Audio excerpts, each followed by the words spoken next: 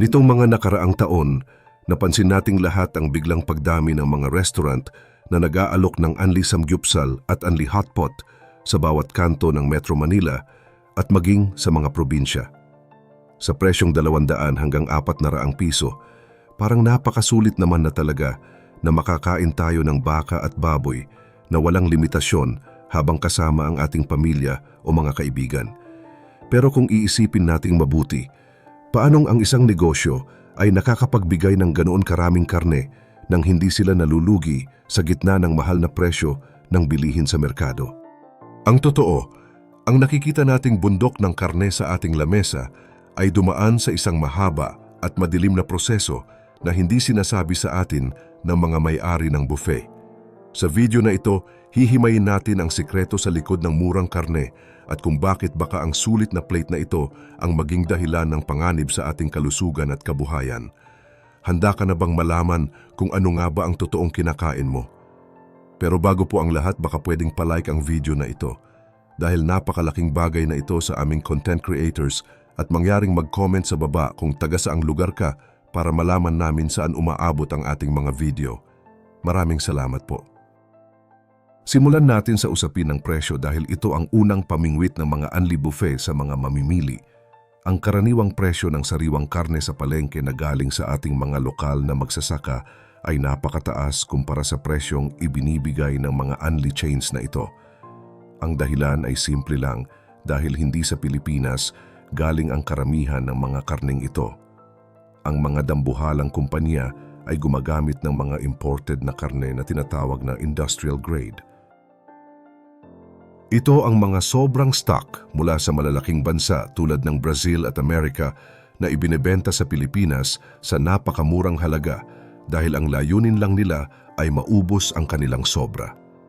Ang masaklap, ang mga karning ito ay madalas na malapit na sa kanilang expiration date o kaya naman ay mga bahagi ng hayop na hindi na kinakain sa ibang bansa at ginagawa na lamang na pagkain para sa mga alagang hayop. Bukod sa kalidad ay kailangan din nating silipin ang paraan kung paano pinapalaki ang mga hayop na ito sa mga international mega farms. Upang makasabay sa demand ng buong mundo, ang mga hayop ay binubusog sa mga growth hormones at antibiotics na mabilis nagpapalaki sa kanila sa loob lang ng maikling panahon. Ang nakakabahala rito ay may mga klase ng gamot na bawal gamitin sa loob ng Amerika o Europe, pero pinapayagang ihalo sa mga karne na nakalaan lamang para sa export o ipadala sa mga bansang tulad ng Pilipinas. Ibig sabihin, ang mga chemical na iniiwasan ng ibang bansa ay posibleng tayo ang sumasalo at kumakain tuwing tayo ay nag-aanli. Bukod sa panganib sa ating katawan, may mas malalim pang sugat na idinudulot ang sistemang ito sa ating sariling ekonomiya. Habang dumarami ang mga Unli Buffet na umaasa sa murang imported na karne, unti-unti namang pinapatay nito ang kabuhayan ng ating mga lokal na magsasaka. Isipin nyo ang mga backyard farmers natin sa mga probinsya na nag-aalaga ng baboy at baka ng maayos at natural. Hindi sila makasabay sa sobrang murang presyo ng mga industrial surplus na galing sa ibang bansa dahil ang mga dayuhang kumpanya ay madalas na may subsidiya o tulong mula sa kanilang gobyerno.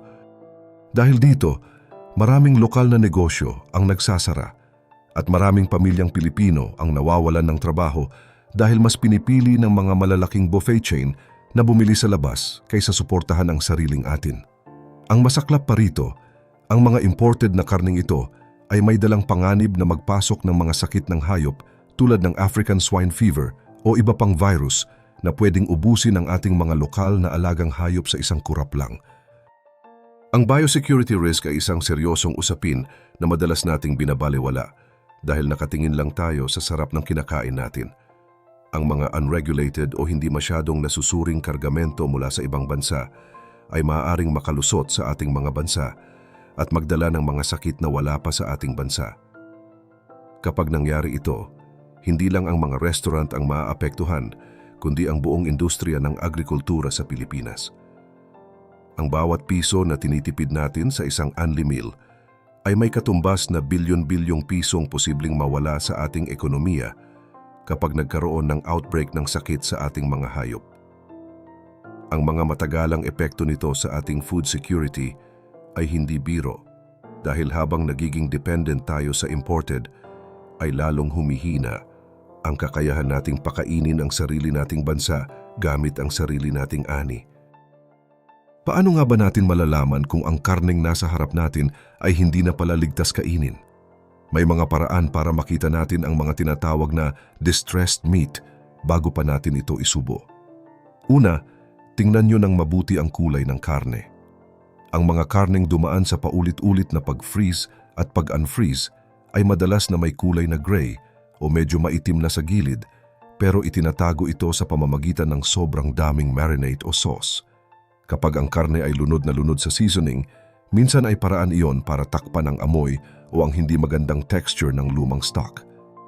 Kapag niluluto nyo na ang karne at napansin ninyong sobrang daming tubig o juice, ang lumalabas na kulay puti at malapot, senyales iyon na ang karne ay matagal nang nakaimbak at nawala na ang natural nitong fiber. Ang texture nito ay madalas na parang espongha o masyadong malambot na parang nadudurog na malayo sa kapit ng isang sariwang hiwa ng karne. Pagdating naman sa usapin ng kalusugan, kailangan nating pag-isipan kung ano ang pangmatagalang epekto ng pagkain ng mga karneng dumaan sa matinding chemical. Ang mga growth hormones at antibiotics na ginamit para pabilisin ang paglaki ng mga hayop sa ibang bansa ay hindi basta-basta nawawala sa pagluluto. Kapag madalas tayong kumakain sa mga unli buffet na gumagamit ng low-grade industrial surplus, dahan-dahang naiipon ang mga residyo na ito sa ating system. Maari itong magdulot ng hormonal imbalance o kaya naman ay antibiotic resistance, kung saan ang mga karaniwang gamot ay hindi natatalab sa atin kapag tayo ay nagkasakit. Hindi lang ito tungkol sa busog na nararamdaman natin ngayon, kundi tungkol sa kondisyon ng ating katawan sa susunod na 10 taon. Ang matipid na meal sa kasalukuyan ay baka maging mitya ng napakamahal na billing sa ospital sa hinaharap dahil sa mga chemical na hindi naman dapat sana natin kinakain. Dahil dito, napakahalaga na magkaroon tayo ng mas mahigpit na labeling law sa Pilipinas. Sa ngayon, pagpasok natin sa isang buffet restaurant, wala tayong makitang impormasyon kung saan galing ang kanilang baka o baboy. Karapatan nating malaman bilang mga mamimili kung ang karneng inihahain sa atin ay slaughter date ba nito ay noong nakaraang buwan lang o baka 3 taon na ang nakalipas sa isang cold storage sa ibang bansa. Dapat obligahin ang mga kainan na ilagay sa kanilang menu o sa isang visible na karatula ang country of origin ng kanilang mga produkto. Sa ganitong paraan, magkakaroon tayo ng kapangyarihang pumili kung gusto ba nating suportahan ang lokal na magsasaka o ang mga dambuhalang kumpanya na nagpapadala lang dito ng kanilang mga tira-tirang stock. Ang transparency ay hindi lang para sa proteksyon ng bulsa natin, kundi para rin sa kabuuan ng ating food security bilang isang bansa. Sa huli, ang bawat subo natin ay may kaakibat na pananagutan. Ang presyong 299 o 399 ay maaring mukhang panalo sa ating paningin, pero kapag tiningnan natin ang malaking litrato, makikita nating may mga sektor na nagsasakripisyo para lang maging posible ang presyong ito. Mula sa kalusugan natin hanggang sa kabuhayan ng mga lokal na nagbababoy at nagbabaka, lahat ay apektado ng sistemang ito. Hindi natin sinasabing bawal na kumain sa mga ganitong lugar, pero kailangan nating maging mapanuri at maging boses para sa mas maayos na sistema sa ating bansa.